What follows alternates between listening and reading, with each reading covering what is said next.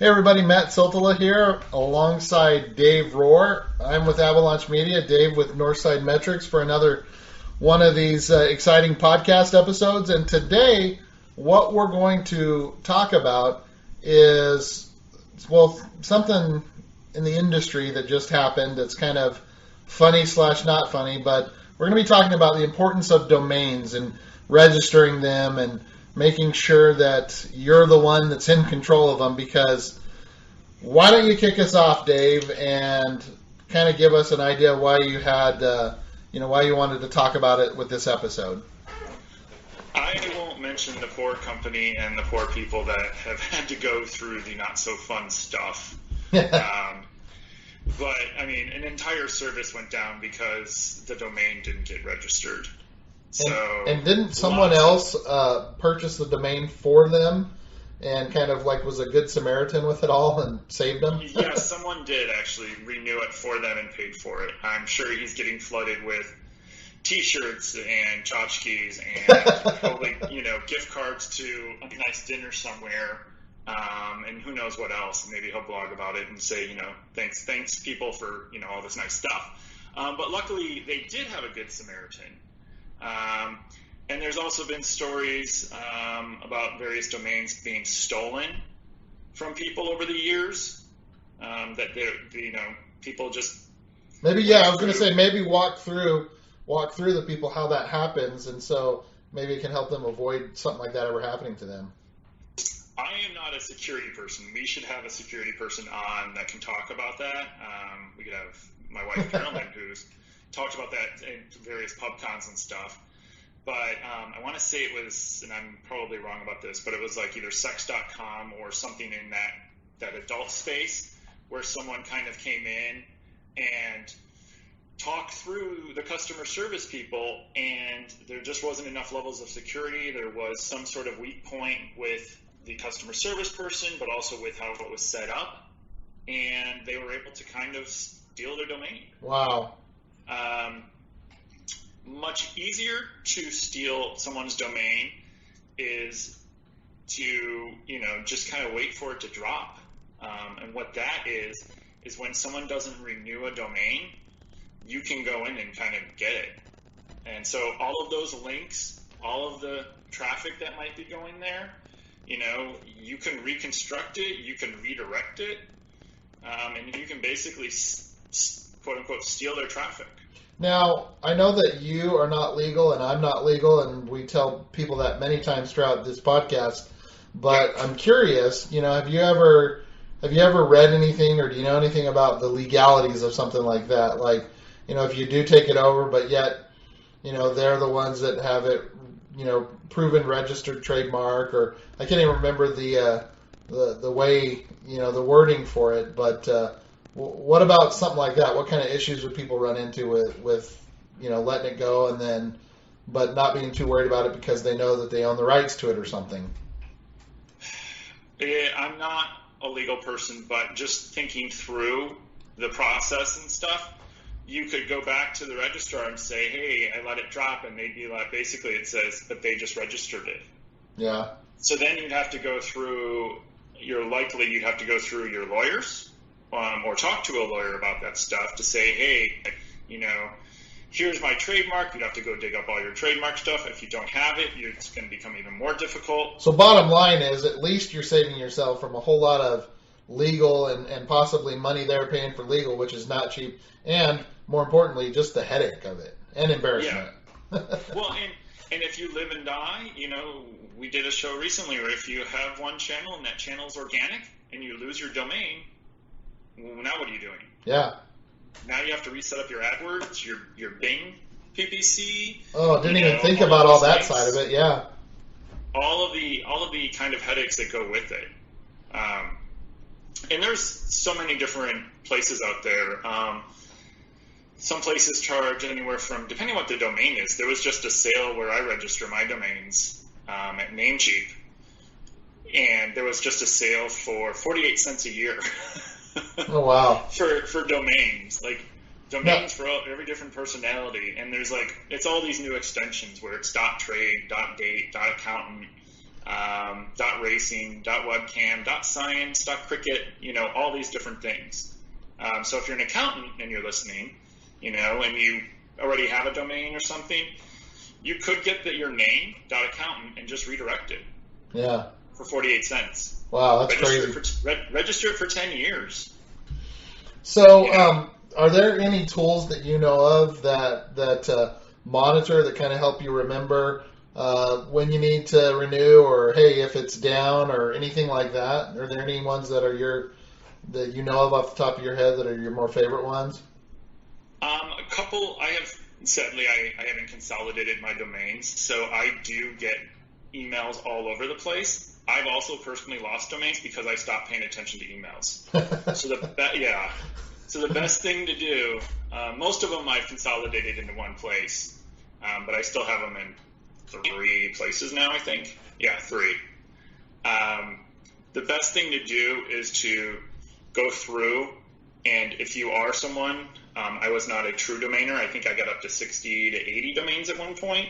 I think I'm down to like about 20, 25, maybe 30 at the very most. Okay, that's not bad. And a lot of them are variations of the name, and some of them will be dropping because I had a couple projects and, I picked different ones. Like for this project, I think I had 3 different domains registered at one point. And gotcha. we decided on the name.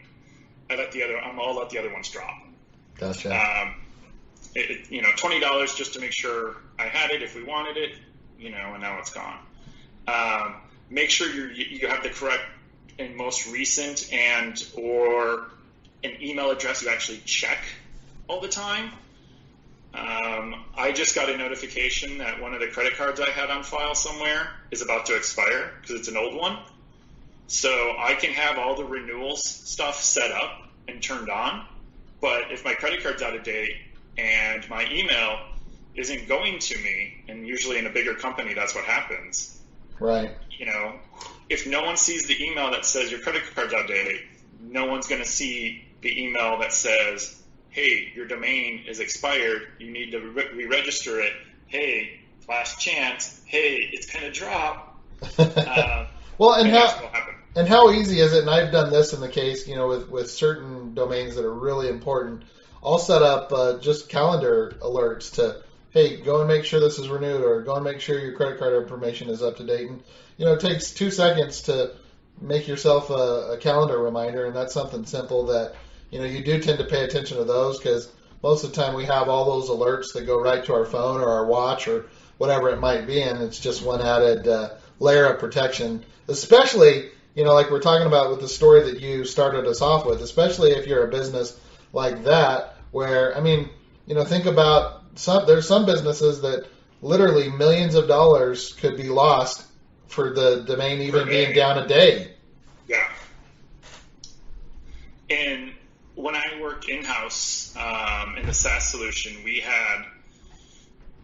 went, much to the IT chagrin, we created our own domain register list because we got tired of asking them to go through their system. And if we wanted to redirect it or whatever we wanted to do, they were also paying more than we wanted them to pay, and they wouldn't change. So we went and created our own.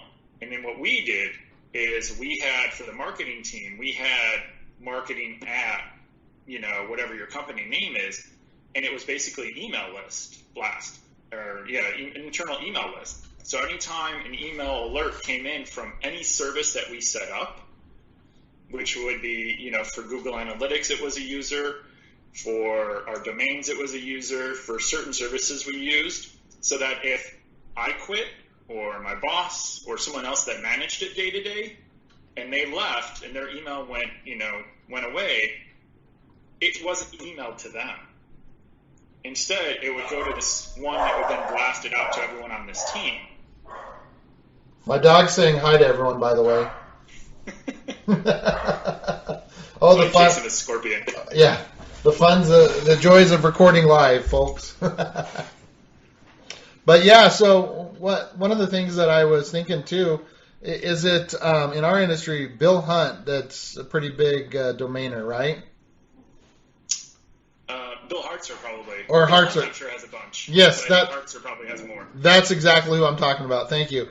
I was thinking, whenever we were talking about all this, maybe dropping a link for everyone, all the listeners, to go and check out his stuff, because he's always sharing great information about domains and domaining and stuff like that. So I just got my people crossed up for a second, but one of the things that I wanted to touch on here too, Dave, and maybe you could share your thoughts on this, but have you ever been working with a client doing an audit, trying to figure out, hey, they're telling you stuff like, hey, things aren't working so good, like all of a sudden I lost rankings, or I can't, it seems like I've been penalized or whatever, and you go and you look and they're using a free hosting service, and that free hosting service, you start to look at the neighboring sites and they're either like Viagra or porn or something that's not savory, and that's some of the risks that you run into with free hosting services. And so just share some of your thoughts on that and why it's good to avoid.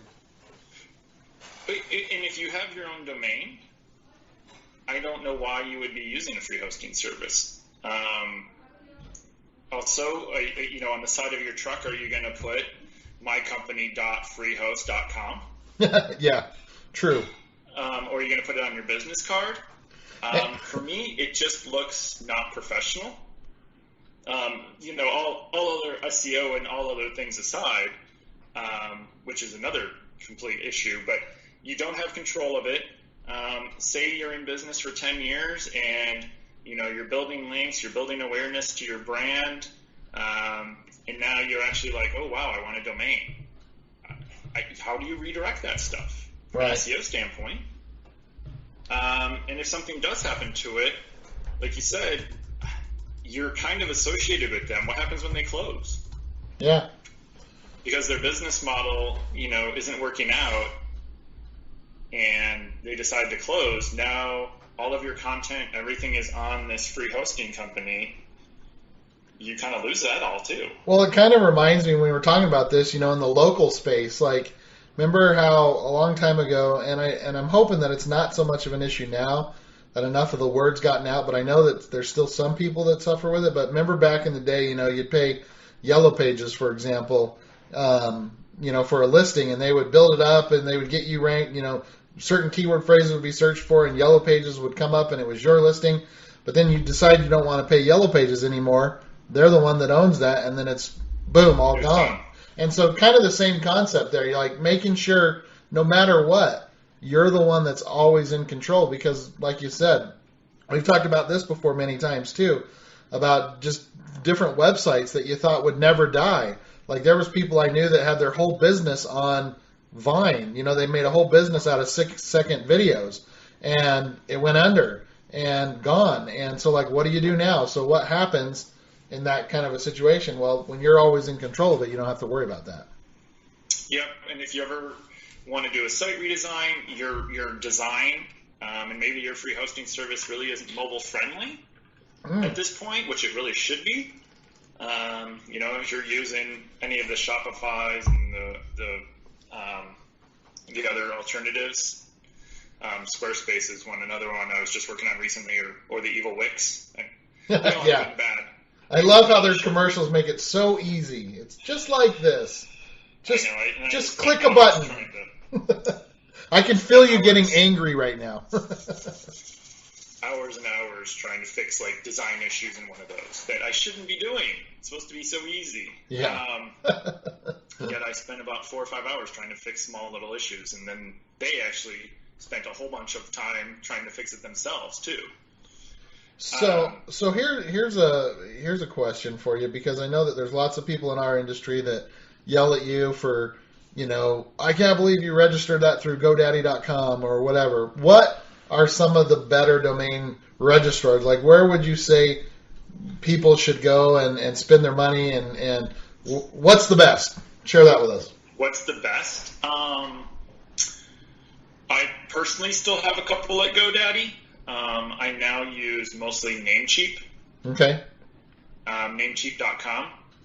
My favorite solution for looking up domains is Domainer, and I will drop a link in there. It's domai.nr. But if you're trying to come up with ideas for a domain or a company name, I typically go there.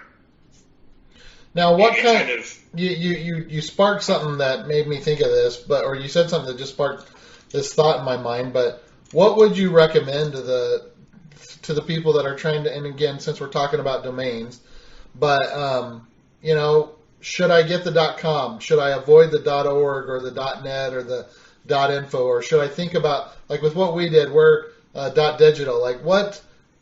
How do you determine that? What are your best guidelines and tips for people in that regard?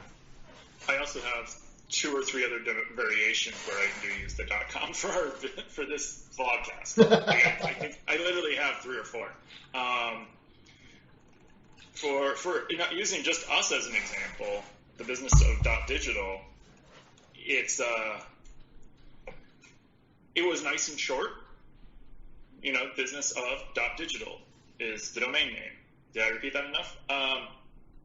No, that's great. Well, I'm just thinking keep repeating it. But I also have a couple variations of the .com, so that if someone was to go, oh, well, I want to do, I want this, it's redirecting to our site right now. Gotcha. Nice.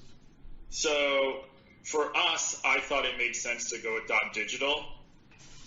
I could probably argue with myself, good or bad, depending. But it was short, it was cleaner, it was easier. Well, that's... Oops, sorry, go ahead. Well, no, that's just what I was thinking, because right now there's so many .coms. I mean, and every once in a while you can still luck out and find one that's shorter, but good luck trying to find a really short .com anymore these days. Yeah, it can get... I was just going to go into my system and see which other ones I had, just as an example. Well, while you're doing that, are there any ones that you typically would try to tell people to stay away from? Like, what are your thoughts on the .infos or the whatever? You know what I'm talking about? I'm not crazy about .infos, and some of them get to be full of spam, and the fact that Namecheap is offering, and I've registered lots of .infos in the past. Nothing against some of them, just using that as an example. But sometimes when they're too cheap and too easy, people just spam them with a bunch of really cheap sites, and after a year or two, lots of them probably fade away. I'm just looking at this one list that Namecheap had. .download, webcam. I have a feeling that for those two, the kitty filters and the porn site filters are probably going to hit those. True. And the McAfees are probably going to hit those pretty hard when people start misusing them. .stream. Also, if you have children at home and you start using like Xfinity or any of the kitty stuff, it becomes really easy for me as a parent to block those types of sites. So if you get lumped in with some of those, you might be the baby getting thrown out with the bathwater. Gotcha.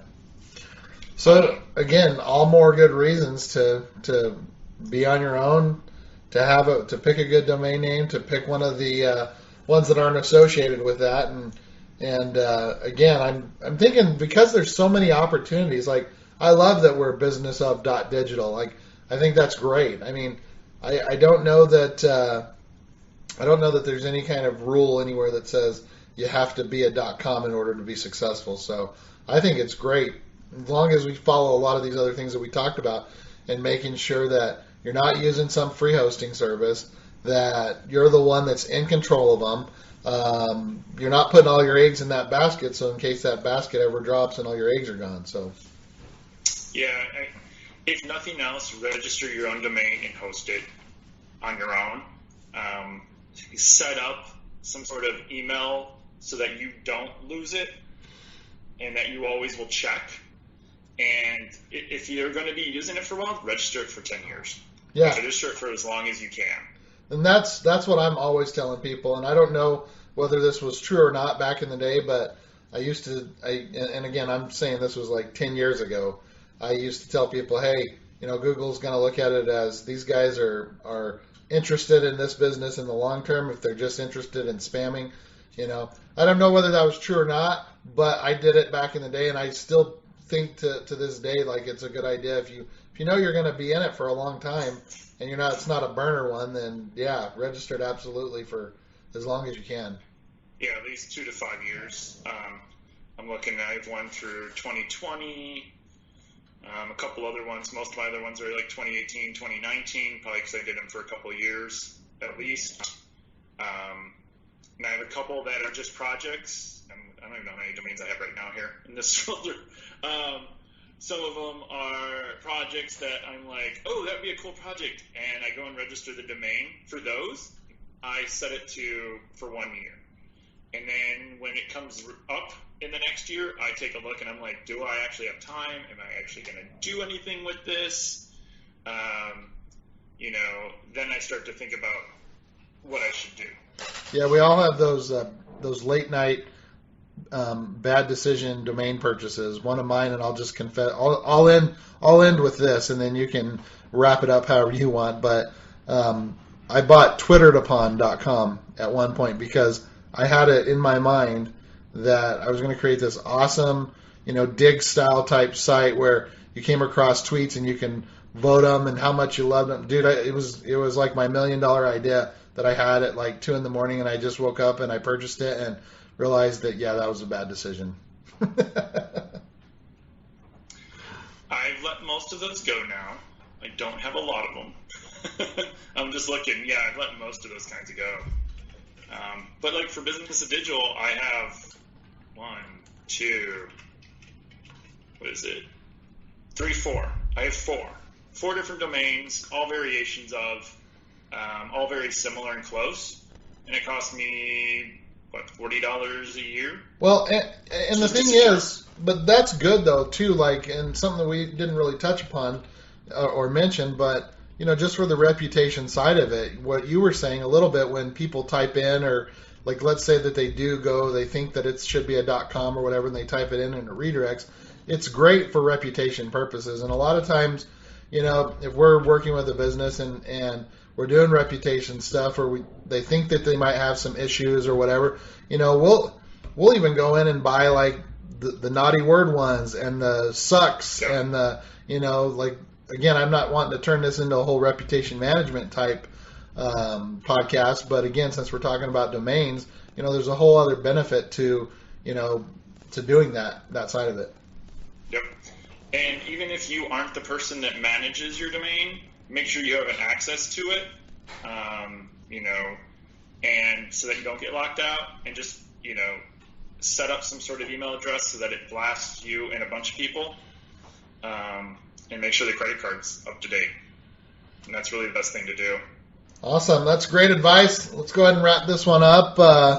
Appreciate, this has been a great conversation. And so for everyone listening, we're going to have some good links for you as far as domains that we use, people that are good domain, just wealth of information. Bill Hartzer, shout out to him, and appreciate everybody joining and checking out this latest episode of our podcast on the Business of Digital. So for Dave Rohr, I'm Matt Sotola with Avalanche Media, Dave with Northside Metrics. We will see you on the next episode. Thank you, guys.